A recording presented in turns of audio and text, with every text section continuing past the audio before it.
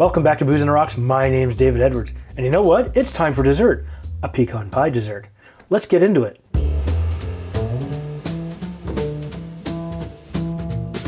All right, it's great to have every single one of you back here today. We are having dessert. You know why? Because I want to make a pecan pie martini. Now this recipe was requested by Shay Connor, one of my subscribers and Patreon members. And you know what?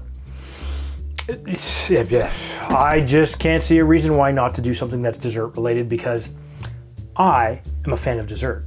And if you don't think that's true, think about my apple pie margarita, and I'll put a link up here. So this is really simple, which is awesome. The first thing we'll do is we will grab our shaking glass. Now this is a shaken cocktail, and this is gonna have a whole bunch of really good stuff in it. The first thing we're going to use is our McGuinness Creme de Cacao. I'm using a white Creme de Cacao. You could use a dark, depending on your preference and what you have available to you. For this, I need 3 ounces or 90 milliliters.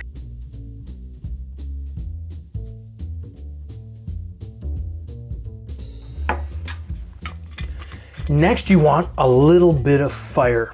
We're gonna add a little bit of bourbon. And for this, we're going to use our Bullet Bourbon. I like me a good bourbon, and I can't get in because of the cap here. And I really like Bullet Bourbon. It really goes well. It has a great cork sound, as you can tell. And for this, we're going to use 1.5 ounces or 45 milliliters.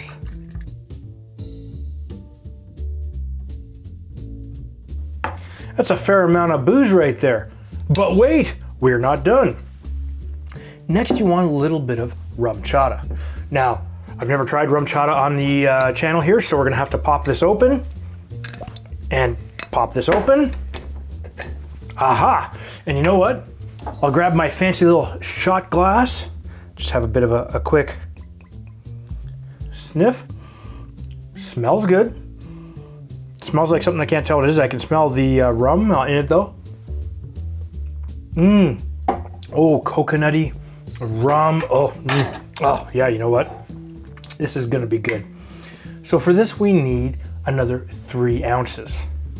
3 ounces works out to 90 milliliters. That is quite substantial looking.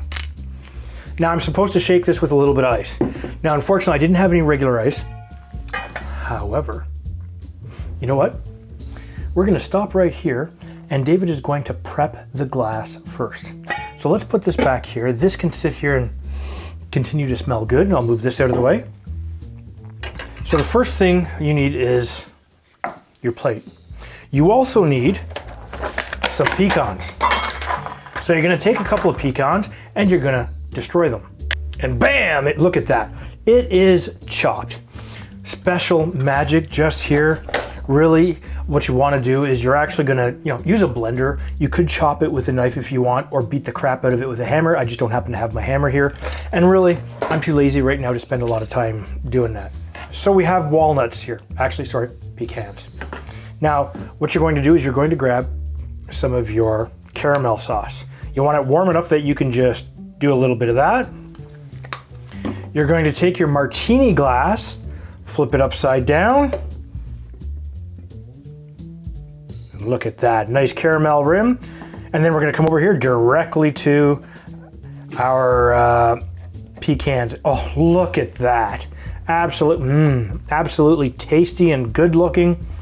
You just, oh look, and pecans are raining. Oh yeah. Now, I was talking about shaking this with ice. I don't have any big cubes of ice today.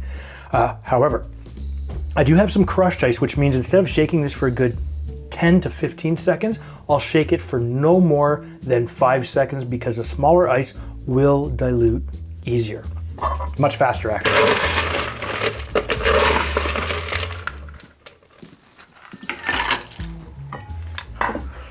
Let's make this happen fast and give it a shake.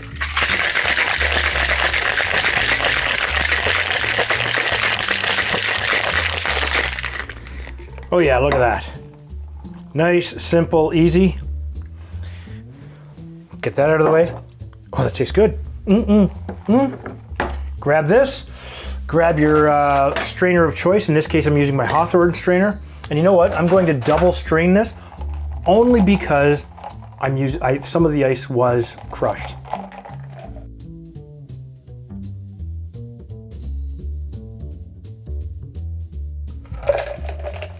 Oh, absolutely gorgeous. It smells great. And if you listen, there's enough in here for another glass. So you're gonna have dessert twice over. But we're not done, because now the pièce de résistance for garnishing. Grab some Cool Whip. Make sure it's soft enough that you can give it a stir. Give it a bit of a dollop on top like so. Look, oh, look at that. Grab another pecan. Gently toss that right there. Throw that out of the way. And now, take a stick of cinnamon, and we're just gonna give it a little bit of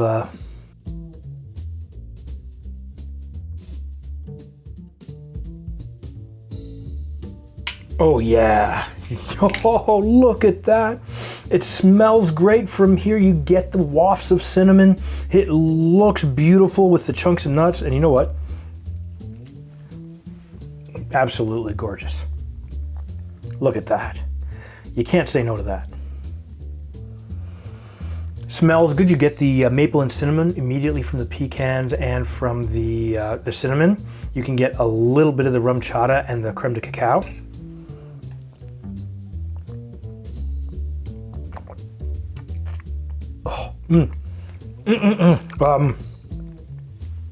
That's good. This is good. If you want a good dessert, oh, this is awesome. Not perfect for your waistline, but you know what? Every once in a while, with friends or something special for your other half, oh yeah.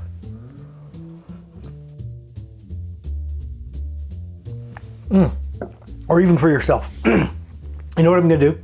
I am going to put the ingredients and the method of how to make this down in the description down below. If this is your first time to my channel, please hit the subscribe button and make sure you hit that bell notification. That way, you will be notified every time I put up a new video. And if you don't like awesome, tasty cocktails, too bad. We'll see you next time.